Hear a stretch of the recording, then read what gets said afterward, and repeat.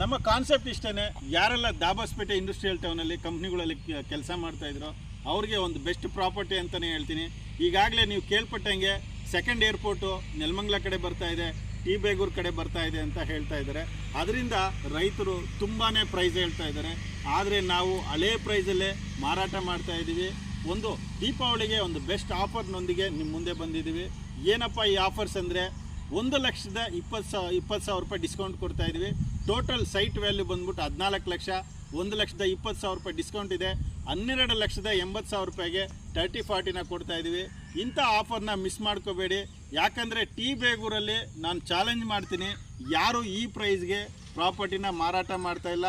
ಅದು DC conversion ಆಗಿ ಈ ಖಾತಾ ಹಾಗೆ ಬ್ಯಾಂಕ್ ಲೋನ್ ಸಮೇತ ಆಗುತ್ತೆ.